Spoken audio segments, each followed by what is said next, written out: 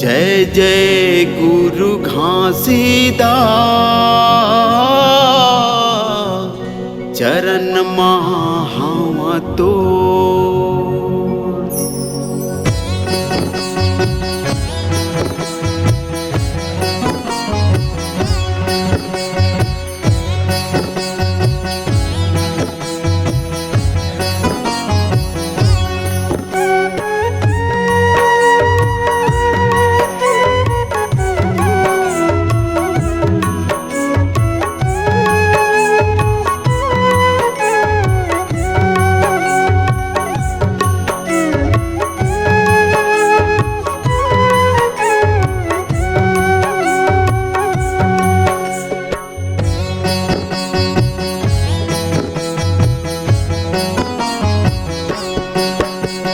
जय जय गुरु घासीदास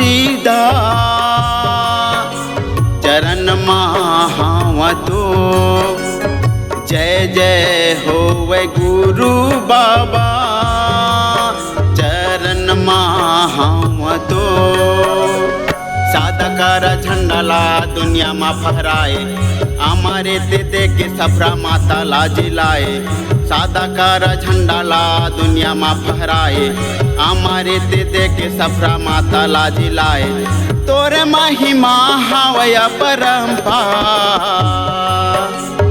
जय जय गुरु घासीदास चरण महावा तो। जय जय होवे गुरु बाबा चरण महावा तो।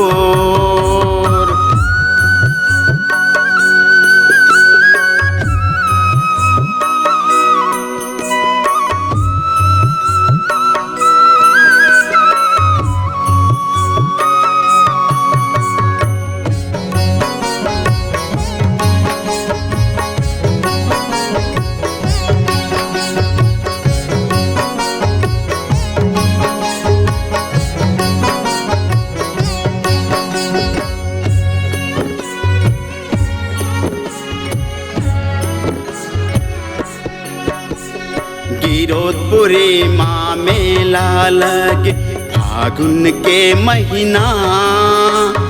कत को भुइया ना पतया थे कत को पैदल माँ। जगह जगह माँ चौका होते घासी तोरे नाम। दिया जला के तोर मंदिर माँ जपत हवै सतनाम। तोरे चरण के अमृत पी के तोरे चरण के अमृत पी के तर गए संत सुजान। जय जय गुरु घासीदास जय जय गुरु घासीदास चरण महावा तो। जय जय होवे गुरु बाबा चरण महावा तो।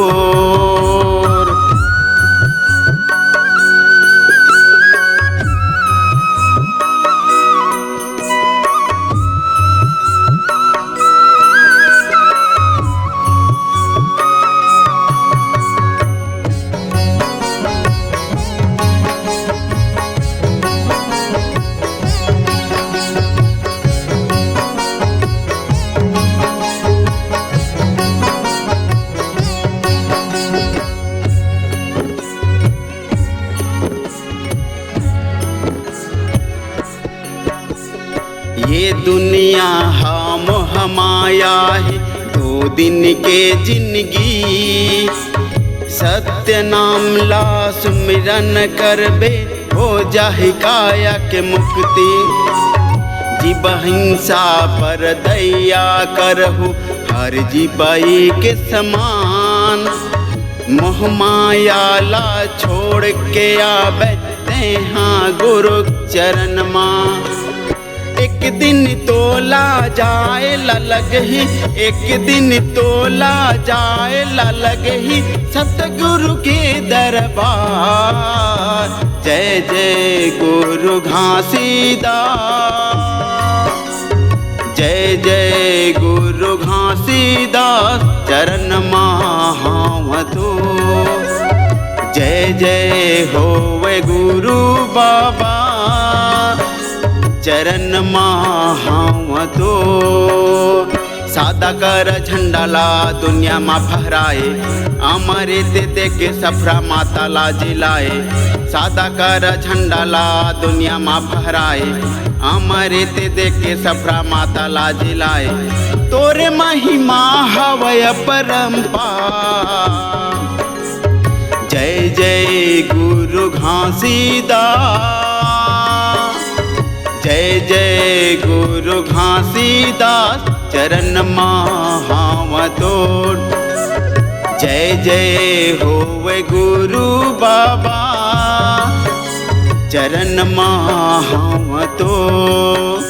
चरण महावतो, चरण महावतो, चरण महावतो।